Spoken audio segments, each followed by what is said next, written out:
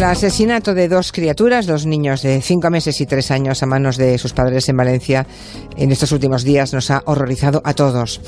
A falta de informes forenses, pues todo parece indicar que ni María ni Gabriel, que son los padres de esos dos pobres niños, indican esos forenses que no estaban en sus cabales, ¿no?, cuando cometieron el crimen. Hoy en este territorio negro, Rendueles y Marlaska, buenas tardes a los dos. Buenas tardes. ¿Qué tal? Buenas tardes. Pues van a hablarnos de este crimen, también de algún otro cometido por personas devoradas por una enfermedad mental grave, ¿no?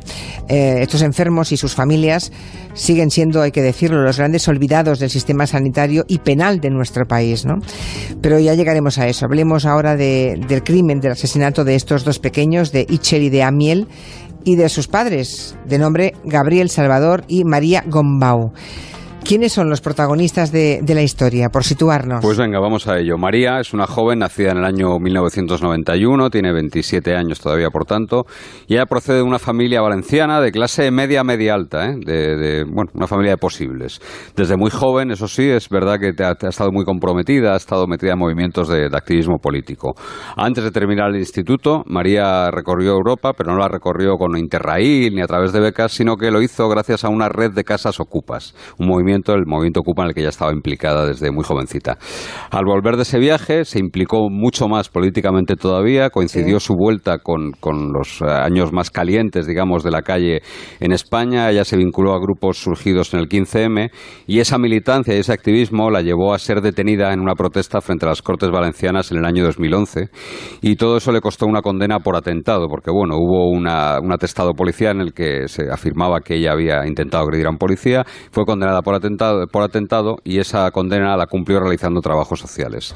Hace apenas 5 años conoció al que es el padre de sus hijos, a Gabriel Salvador Carvajal, un año mayor que ella, nacido en Lieja, en Bélgica, y hijo de migrantes mexicanos. Tras conocer a Gabriel, empezó en María un interés por todo lo que tiene que ver con el ocultismo, ¿no? Ambos estuvieron en México, de donde procede la familia de él, como te decía, sí, y vivieron con una tribu indígena, y allí parece que empezaron a experimentar, bueno, pues con todo tipo de ritos más cercanos al ocultismo que a otra cosa. Esta pareja se conoce, por tanto, en Valencia, tienen 2 hijos en menos de 3 años, o sea que fueron muy rápido, y acaban, creo que, ocupando una casa que hay en Godella. ¿Pero de qué viven esta pareja, este matrimonio? ¿A qué se dedica? Gabriel, el padre, trabajaba esporádicamente en bares y en restaurantes de la zona, aunque nunca conseguía conservar el empleo mucho tiempo. Había sido despedido del último trabajo en un bar un mes antes de la tragedia. El padre se ocupaba de llevar a su hijo mayor al colegio, a un colegio público en Rocafort, donde el crío estaba escolarizado, y también hacía normalmente la compra y se ocupaba de las tareas del hogar. La madre, María, había trabajado algunas veces de forma discontinua como peón de limpieza. Los dos ocuparon una casa propiedad de una antigua diputada, una exdiputada de las Cortes Valencianas, arreglaron bien la casa y allí, a pesar de lo que se ha dicho en algunos momentos, el matrimonio y los hijos residían en bastante buenas condiciones, ¿eh? Ahí no había miseria ni ninguna desatención de los Sí, al principio se vieron unas fotos muy alarmantes, ¿no? Como si estuvieran viviendo la absoluta indigencia. No, eso era una especie de nave que hay en la misma finca de la casa, pero sí, la imagen famosa con una pintada apocalíptica que luego correspondía a la grabación de un corto hecho hace meses, bueno, pues esa nave era una construcción aneja, o sea, es decir, estaba al lado de la casa donde vivían, pero la casa estaba en perfectas condiciones. O sea, que no estaba en condiciones insalubres, tenían agua, tenían luz, ¿no? Bueno. Sí. Bueno, esos dos padres, por tanto, esa pareja, jóvenes, María y Gabriel, que ahora están en la prisión de Picassent, ¿no? Y nada menos que acusados del asesinato de sus 2 hijos. La Guardia Civil, no sé si tiene claro ya lo que ocurrió, cómo se desarrollaron los hechos que acabaron con la muerte, con el asesinato de los 2 niños pequeños. No, todo no lo saben, porque la verdad es que es muy complicado y ahora veremos por qué. Lo que saben a ciencia cierta, lo que es seguro, lo que se reflejaron los atestados que están ya en poder del juez, es que a primera hora de la mañana del jueves 14 de marzo, un par de llamadas al 112 alertan de que había una mujer semidesnuda con el pelo negro y un hombre rubio con el pelo largo que iba corriendo detrás de ella por las calles de Godella. Varias dotaciones de la policía local, no solo de Godella, sino de otros puntos cercanos, de Rocafort, por ejemplo, acudieron al lugar y no vieron absolutamente nada, no encontraron a nadie. Empiezan a preguntar a los vecinos, los agentes, y algún vecino señala que esas descripciones podrían corresponder a una pareja que residía en una casa ocupada por allí cerca, ¿no? Los agentes fueron al sitio que les indicaron los vecinos Sí. y allí encuentran nada más que a Gabriel. ¿Y qué dijo Gabriel, el padre de los niños, cuando la policía llama a su puerta? No dijo nada coherente, nada con sentido. Gabriel lo que contó a la policía al principio fue que había discutido aquella noche con su mujer, que en un principio él señalaba que no sabía ni siquiera dónde estaban sus hijos. Luego dijo que su mujer le había dicho que ella se iba al fondo de una piscina para reencarnarse ella en sus hijos. Uf. Y en un momento dado, un poquito después, se dirigió a los policías que le estaban apretando, estaban intentando averiguar la verdad, le preguntaban todo el rato y al final les dijo: no se preocupen ustedes, están todos muertos, refiriéndose al resto de su familia. Además dijo que quería volverse ya a Bélgica porque, y así lo dijo, aquí no tengo ya nada que hacer. Bueno, supongo que en ese instante para la policía saltan todas las alarmas, claro. Sí, por supuesto. Desde ese momento ya se empieza a lanzar una alerta de búsqueda además urgente, porque todo tiene las trazas de una desaparición de alto riesgo, es como se llaman, ¿no? Sí. Se vació la piscina de la casa pensando, por las palabras que había dicho Gabriel, que podía haber alguien allí, pero no había nada, se vació del todo. Y hasta el lugar se desplazaron guías caninos de la Guardia Civil con sus perros de la sección canina. Los perros que llevaron fueron especialistas en la búsqueda de cadáveres, pero también la búsqueda de personas vivas. Y uno de esos perros, un perro llamado Scott, un pastor belga malinois, encontró a María escondida en un bidón, semidesnuda, con rasguños en la cara, en posición fetal y hablando, diciendo cosas absolutamente incoherentes. ¿Y ella podía meterse sola en ese bidón? Sí. O sea, estaba metida adentro. Eso es. Ya, Eso vale. es. Lo que dijo en ese momento, en el momento en que es interceptada, en el momento en que es encontrada por la Guardia Civil, pues se empezó a hablar desde posesiones demoníacas, abducciones extraterrestres, pasando por una secta de pederastas que dominaban el mundo y pretendían quedarse con sus hijos. Y a partir de ese instante, la Guardia Civil lo que centra es todos sus esfuerzos en hallar a Amiel y a Itzel, que es como se llaman los dos niños de los que ni su padre ni su madre daban una explicación coherente sobre su paradero. Lógicamente, la Guardia Civil no paraba de preguntarles a los dos dónde están los niños, y ninguno les daba ninguna explicación. O sea, los padres no colaboraron para nada, no contaron nada a la policía sobre dónde estaban sus hijos. No, pero es que ninguno de los dos tenía un discurso lógico, ni siquiera comprensible, es decir, no les entendían lo que les estaban diciendo. Lo que sabían los guardias civiles es que la tarde del día anterior los dos críos estaban en la casa, en un perfecto estado, porque así lo había contado una amiga de la familia que había estado allí, que les había llevado comida. Y los guardias civiles sabían también que los críos no podían estar muy lejos porque la pareja no tenía coche, se movían por la zona siempre en bicicleta. Durante toda la tarde de ese jueves, los agentes van interrogando a los dos padres con insistencia, muy especialmente a María, la madre, porque parecía la última responsable de la desaparición de los críos. Y al final supongo que la madre confiesa, ¿no? Bueno, no es una confesión exactamente, ¿eh? Lo que hace María es llevar a la Guardia Civil, los agentes de homicidios de la Comandancia de Valencia le aprietan mucho, y lo que hacen finalmente es llevar a la Guardia Civil hasta el lugar donde estaban enterrados los niños, muy cerca de la vivienda en la que vivían y a unos 150 metros el uno del otro. Los pequeños estaban desnudos, con el cráneo machacado a golpes, y María no dijo absolutamente nada sobre la mecánica de la muerte, sobre la forma en la que murieron, ¿no?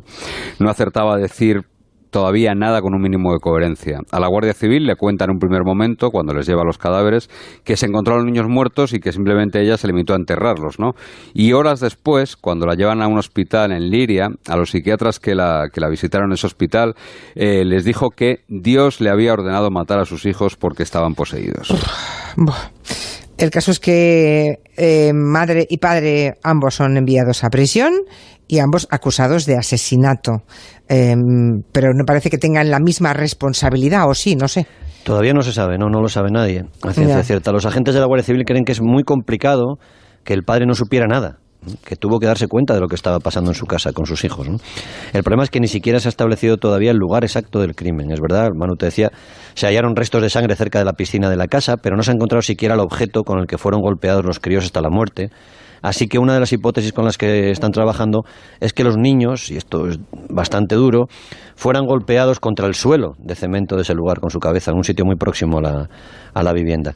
También parece poco creíble que María, la madre, cavara las fosas sin que el padre se enterara de nada, ¿no? Ya, y de la vida de esta pareja en la prisión, ¿tenemos alguna noticia, alguna información? Sí, los dos están enmarcados en el protocolo antisuicidios, permanecen en la enfermería.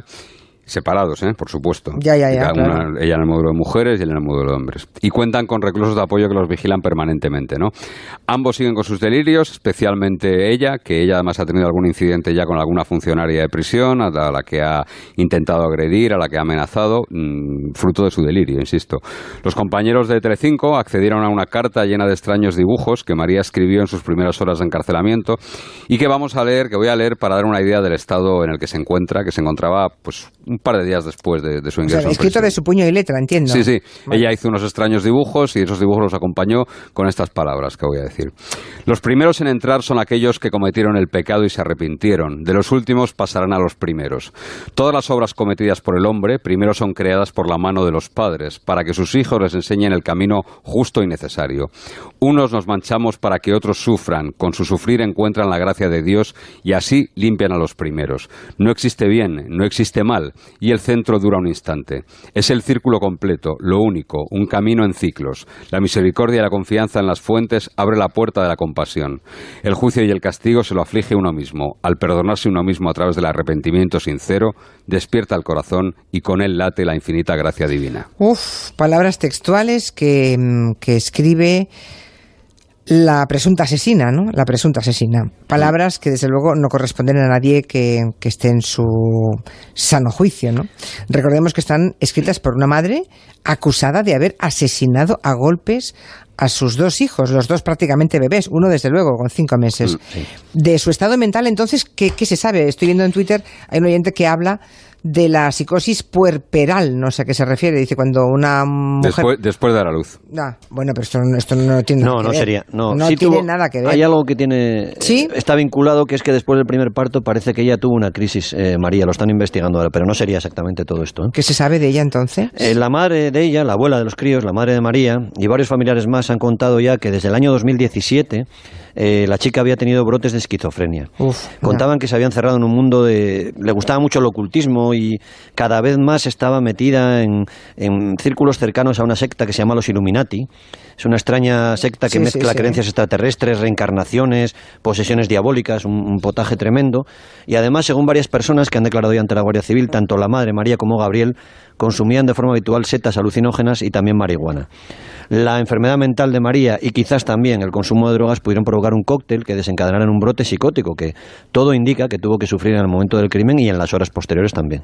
Desde que se tuvo noticia del parricidio, la pregunta que nos hacemos todos, y más sabiendo que la abuela estaba muy pendiente de sus nietos y que estaba sufriendo por ellos, ¿no?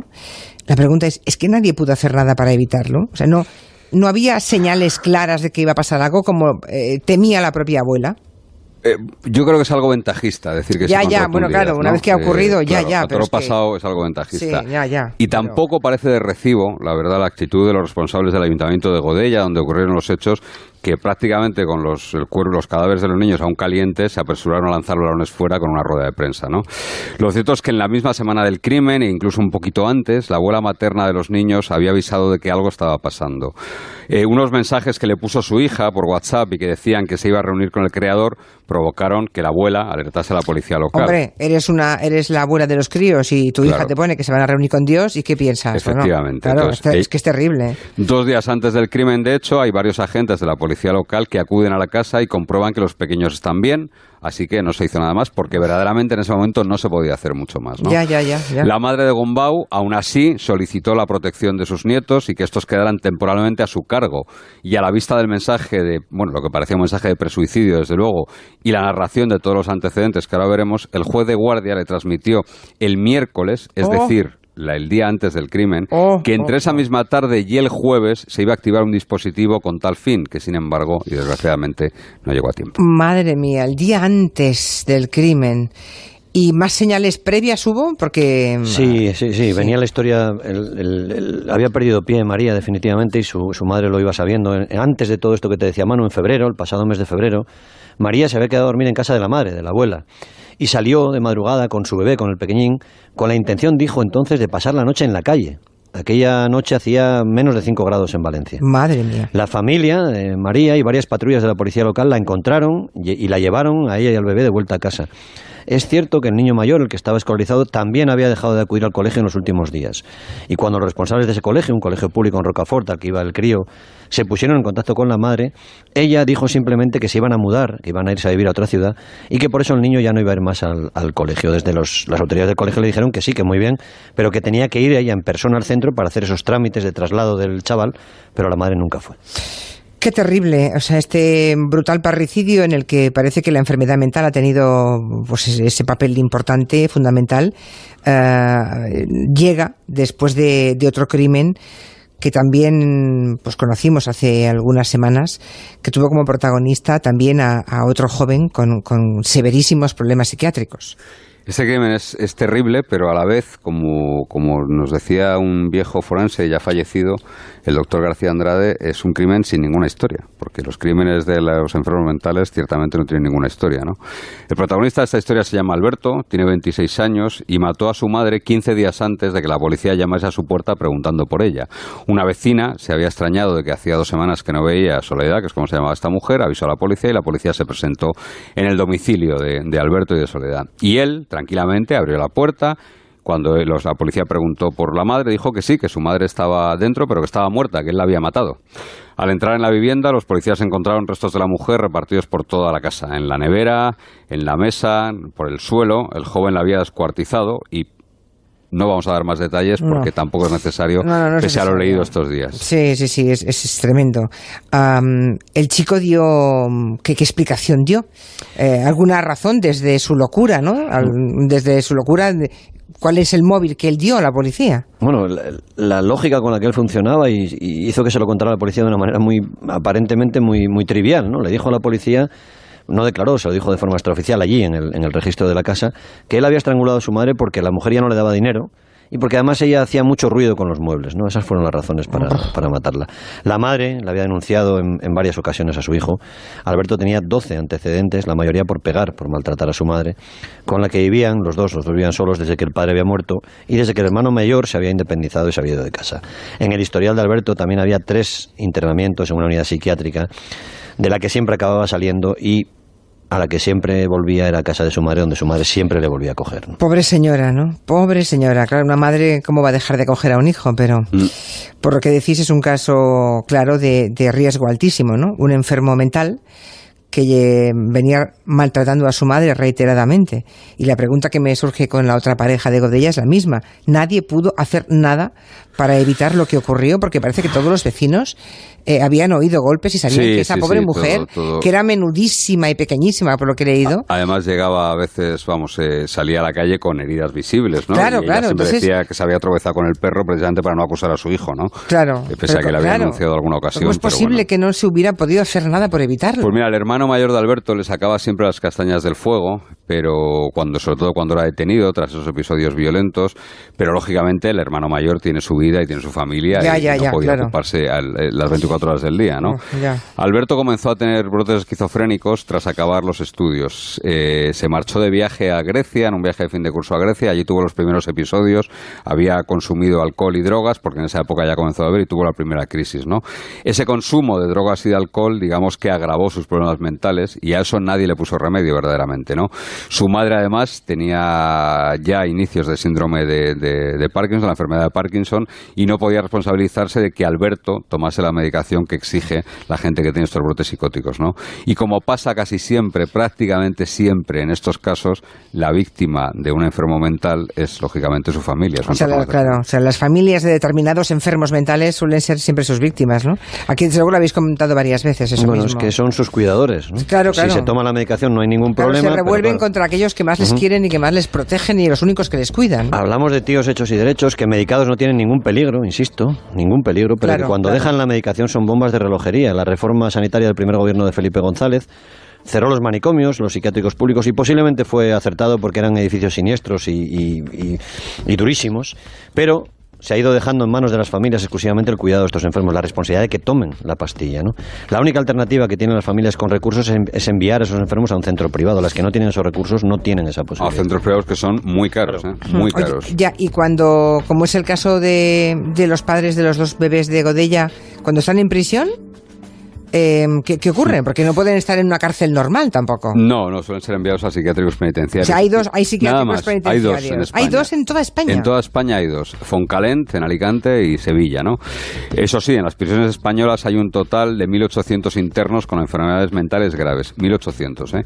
Y lo cierto es que pese a la escasez de medios con la que trabajan allí, la falta de psicólogos, la falta de psiquiatras, la falta de especialistas, hay buenos ejemplos de lo bien que ha funcionado allí los tratamientos y lo bien que se las ha controlado, ¿no? Probablemente el caso de Noelia Domingo, de la doctora Noelia Domingo, sea sí, la doctora Domingo, es verdad. Pues sea el mejor ejemplo de cómo funcionan esos centros y de que es posible una reinserción, ¿no?